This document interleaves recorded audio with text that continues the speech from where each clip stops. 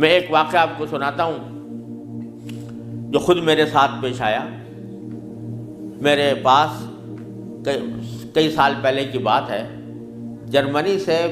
ایک صاحب کا میرے پاس خط آیا اور انہوں نے اپنا حال یہ لکھا کہ میں پاکستان میں تھا اور وہاں سے پھر میں روزگار کی تلاش میں جرمنی آ گیا. جرمنی جب آیا تھا تو اس وقت دین کا کوئی احساس میرے دل میں نہیں تھا، دین کی کوئی فکر میرے دل میں نہیں تھی. میں صرف دنیا کمانے کے لیے یہاں پر آ گیا تھا، تو نہ اپنے دین کی کچھ خبر تھی، نہ معلومات تھی، نہ اس پر عمل تھا. لیکن یہاں پر رہتے رہتے میں نے ایک کرسچن لڑکی سے میرے تعلقات ہو گئے اور پھر میں نے اسے شادی کر لی. شادی کے بعد بھی کوئی دین کی طرف رغبت پیدا نہیں ہوئی، کوئی احساس پیدا نہیں ہوا. لیکن جب اولاد ہو گئی اور اولاد ذرا نشو و نما پانے لگی، ذرا سی وہ سمجھدار ہونے لگی، تو اس وقت میں نے دیکھا کہ میری کرسچن بیوی وہ اولاد کو کرسچینٹی پڑھا رہی ہے اور کرسچینٹی کی تعلیم دے رہی ہے. تو اس وقت میرے دل کا اندر کا سویا ہوا مسلمان جاگا کہ یہ میری اولاد ہے اور یہ کرسچن بننے جا رہی ہے، میری بیوی اس کو کرسچینٹی پڑھا رہی ہے. تو میں نے اپنی بیوی سے کہا کہ تم اس کو یہ کرسچینٹی مت پڑھاؤ. بیوی نے کہا میں کیوں نہ پڑھاؤں، یہ میری بھی اولاد ہے اور میں اس کو حق سمجھتی ہوں، تو اپنی اولاد کو بھی ویسے ہی بنانا چاہتی ہوں. میں نے کہا نہیں، کرسچینٹی حق نہیں ہے، اسلام برحق ہے. تو اس نے کہا مجھے ثابت کرو کہ کیوں برحق ہے اسلام اور کرسچینٹی میں کیا خرابی ہے. تو اب میرے پاس علم تو تھا نہیں، مجھے اپنے دین کا بھی پتہ نہیں تھا، کرسچینٹی کا بھی پتہ نہیں تھا. لہذا جب وہ بات کرتی تو میں اس کا جواب دینے کے لیے کی پوزیشن میں نہیں تھا، اس کے سوالات کا جواب نہیں دے سکتا تھا، اس کے اعتراضات کا جواب نہیں دے سکتا تھا. تو میں اس مشکل میں ہوں کہ میری اولاد وہ میری بیوی کی تعلیم و تربیت کے نتیجے میں کرسچن بننے جا رہی ہے اور میرے دل پر آرے چل رہے ہیں، میں کچھ کر نہیں سکتا. تو آپ مجھے کوئی طریقہ بتائیے. یہ خط میرے پاس آیا تو میں نے اللہ تبارک و تعالیٰ سے دعا کی کہ اللہ کوئی ایسی تدبیر اس دل میں ڈال دیجیے کہ جس سے اس بیچارے مسلمان کی مشکل حل ہو. تو میں نے اس کو لکھا کہ ایک تو میری کتاب ہے واٹ از کرسچینٹی کے نام سے، جس میں کرسچینٹی کے بارے میں تفصیل ہے. تو وہ کتاب میں نے بھیجی اور ساتھ میں اس سے کہا کہ آپ اپنی بیوی سے بحث کرنا بند کر دیں،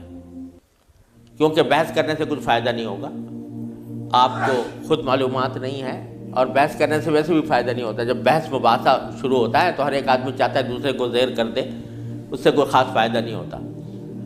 تو آپ بحث کرنا تو بند کر دیں، البتہ ان کو 2 باتوں پر آمادہ کر لیں. ایک بات تو یہ کہ اس سے یہ کہیں کہ بھئی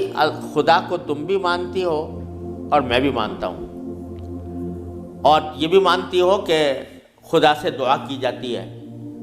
تو آؤ ہم دونوں بیٹھ کر یہ دعا کریں، اکٹھے بیٹھ کر یہ دعا کریں کہ یا اللہ اگر اسلام برحق ہے تو ہمارا سینہ اسلام کے لیے کھول دیجئے، اس پر عمل کی توفیق عطا فرمائیے.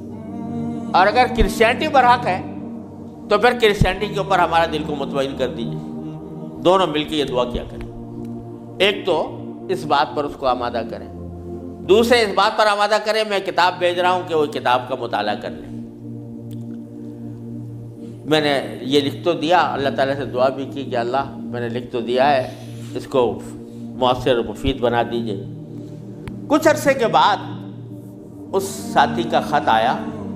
اس نے لکھا کہ الحمدللہ میری بیوی نے آپ کی دونوں باتیں تو مان لی ہیں اور کہا کہ یہ دعا بھی کروں گی اور یہ کتاب بھی پڑھوں گی، لیکن ابھی کوئی فرق نہیں آیا، معاملہ جوں کا توں ہے. تو میں نے پھر ان کو خط لکھا کہ آپ گھبرائیں نہیں اور اس عمل کو جاری رکھیں، دعا کرتے رہیں، تو گھبرائیں نہیں. اس کے کچھ عرصے کے بعد ان کا خط آیا میرے پاس. اس میں انہوں نے لکھا کہ عجیب و غریب واقعہ ہو گیا وہ یہ کہ میری بیوی وہ کسی جگہ کوئی ڈگری کورس کر رہی تھی، اس سلسلے میں یونیورسٹی گئی، اور یونیورسٹی سے واپس آتے ہوئے ہم دونوں واپس آ رہے تھے، وہ گاڑی ڈرائیو کر رہی تھی، میں اس کے برابر میں بیٹھا ہوا تھا، تو اچانک اس نے گاڑی ایک جگہ روک کر اور اس نے اپنا سر اسٹیئرنگ کے اوپر جھکا لیا اور بے تحاشا رونے لگی۔ میں سمجھا کہ خدا نہ کرے اس کے اوپر کوئی دل کا دورہ پڑا ہے یا کوئی تکلیف ہوئی ہے، تو میں پریشان ہوا۔ میں نے پوچھا کیا بات ہے، تو روتے روتے اس سے بولا نہیں جا رہا تھا۔ بمشکل جب میں نے بار بار پوچھا تو اس نے ایک جملہ کہا کہ میں اور کوئی تکلیف نہیں ہے، بس مجھے تم مسلمان بنا دو، اسلام میں قبول کرنا چاہتی ہوں۔ کہتے مجھے اپنے کانوں پر اعتبار نہیں آیا کہ یہ وہی عورت ہے کہ جو اتنی شدت کے ساتھ مجھ سے بحث کیا کرتی تھی، اور اب یہ کری کہ میں نے کیا کہا، تو بار بار میں نے اس سے پوچھا تو اس نے کہا کہ نہیں، میں سچ کہہ رہی ہوں کہ مجھے مسلمان ہونا ہے، تو مجھے کہیں لے جا کر مجھے مسلمان بناؤ۔ میں پھر اس کو فوراً اسلامی سینٹر میں لے گیا، وہاں جا کے اس نے کلمہ شہادت پڑھا، مسلمان ہوئی، اور اس نے خط میں لکھا تھا کہ یہ اتفاق سے یہ دن رمضان کا تھا، اور آج پہلا موقع ہے کہ ہم دونوں نے سحری میں اٹھ کر ہم دونوں نے اکٹھا روزہ رکھا ہے، اور آپ کو خط لکھ رہے ہیں، اور دوسرا خط میری بیوی کی طرف سے ہے۔ تو دوسرا خط اس کے ساتھ تھا اس کی بیوی کی طرف سے، اور اس نے مجھے لکھا تھا کہ میں آپ کا شکریہ ادا کرتی ہوں کہ آپ نے مجھے ایک ایسا طریقہ بتایا جس کے ذریعے اللہ تبارک و تعالیٰ نے مجھے ہدایت عطا فرمائی۔ تو یہ میرے خود اپنے ساتھ پیش آیا ہوا واقعہ ہے۔ اللہ تعالیٰ سے اگر ہدایت مانگی جاتی ہے وہ دعا رد نہیں ہوتی۔ یعنی بہت سی دعائیں جو ہم دنیا کے لیے مانگتے ہیں کہ یا اللہ ہمارا روزگار لگ جائے، ہماری دولت میں اضافہ ہو جائے،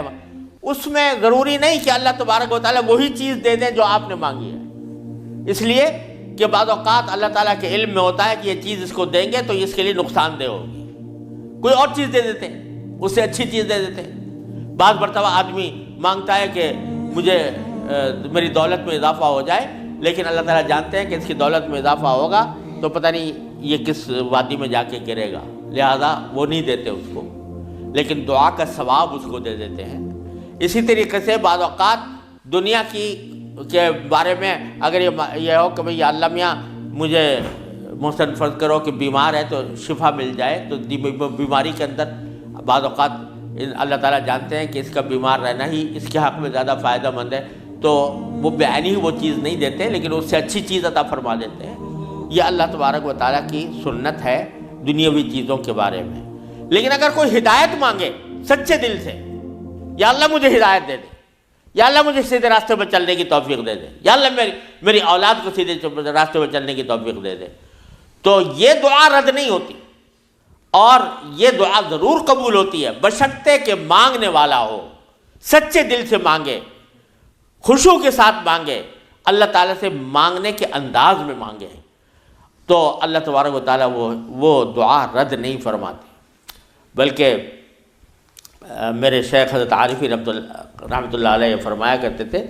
کہ اپنے اللہ میاں سے جب کوئی مانگو تو مچل کر مانگا کرو، یعنی اپنے اللہ میاں سے باتیں کیا کرو، کہہ دیا کرو یا اللہ یا تو مجھے ہدایت دے دیجئے ورنہ آخرت میں مجھ سے مواخذہ نہ فرمائیے گا، یا تو مجھے ہدایت دے دیجئے، گناہوں سے بچا لیجئے، اپنی نافرمانیوں سے بچا لیجئے، یا پھر آخرت میں میری گرفت نہ فرمائیے گا۔ تو بندہ جب اس طرح مانگتا ہے تو اللہ تبارک و تعالیٰ ضرور عطا فرماتا ہے، ہدایت ملتی ہے، اور ساتھ ساتھ یہ کہ وہاں پر آپ کے لیے ایک عذر ہو جاتا ہے کہ یا اللہ میں نے تو آپ سے مانگا تھا اور کہا تھا کہ مجھے ہدایت دے دیجئے، میرے گناہ چھڑوا دیجئے مثلا۔ تو آدمی اپنی سی کوشش کرے اور باقی کام کے لیے دعا کرے، صرف دعا بھی کافی نہیں ہوتی، اپنی سی کوشش بھی ضروری ہے۔ جیسے میں نے وہ یہ مثال دی تھی تو میں نے ساتھ میں اس کو کتاب بھی دی تھی، ایسا نہیں کہ صرف دعا ہی پر اکتفا کرے، بلکہ تھوڑا سا طلب اس کے اندر پیدا ہو، کہ طلب بھی ہو، طلب ہو اور اس طلب کے لیے کوئی عملی اقدام اپنا سا کرے، اس کے بعد اللہ تعالیٰ سے مانگے تو اللہ تعالیٰ رد نہیں فرماتے۔ حضرت مولانا رومی رحمۃ اللہ علیہ فرماتے ہیں، مثنوی والے مولانا رومی فرماتے ہیں کہ دیکھو حضرت یوسف علیہ السلام کا واقعہ دیکھو کہ ان کو جب زلیخا نے ورغلایا، گناہ کے اوپر آمادہ کرنے کی کوشش کی، تو قرآن کریم میں ہے کہ اس سے پہلے اس نے سارے دروازوں پر تالے ڈال دیے تھے، غلقت الابواب، سارے دروازوں پر تالے ڈال دیے تھے، اور پھر حضرت یوسف علیہ السلام کو بہکایا، ورغلایا۔ تو حضرت یوسف علیہ السلام آنکھوں سے دیکھ رہے تھے کہ سامنے دروازوں پر تالے پڑے ہوئے ہیں، نکلنے کا راستہ نہیں ہے، لیکن انہوں نے یہ سوچا کہ میرے بس میں اتنا ہے کہ دروازے تک چلا جاؤں بھاگ کر،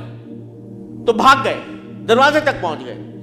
اور وہاں جا کے مانگا اللہ تعالیٰ سے کہ یا اللہ یہاں تک پہنچنا تو میرا کام تھا، آگے دروازے سے باہر نکالنا اور اس گناہ سے مجھے بچانا آپ کا کام ہے۔ تو نتیجہ یہ ہوا کہ دروازے کے تالے ٹوٹ گئے اور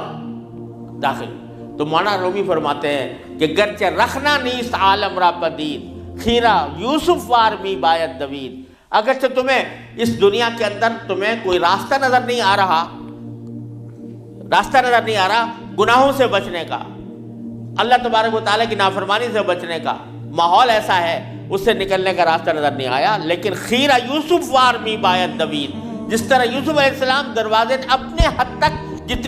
جتنا کر سکتے تھے اس کے لیے دروازے تک دوڑ گئے، اس طرح تم بھی دوڑ جاؤ اور پھر اللہ تبارک و تعالیٰ سے مانگو، تو اللہ تبارک و تعالیٰ انشاءاللہ رد نہیں فرمائیں گے۔ اس لیے میں عرض کرتا ہوں کہ اپنے معمولات میں، روزمرہ کے معمولات میں یہ بات شامل کریں کہ رات کو سونے سے پہلے اللہ تبارک و تعالیٰ کی بارگاہ میں اپنی بھی اور اپنی اولاد کی بھی، اپنے گھر والوں کی بھی ہدایت کی دعا فرمائیں۔ اللہ یا اللہ اپنے رحمت سے ہم چاہتے ہیں کہ ایسا کریں، اپنی طرف سے کوشش بھی کر رہے ہیں، یا اللہ اپنے فضل و کرم سے اپنے رحمت سے اس کوشش کو کامیاب بنا دیجئے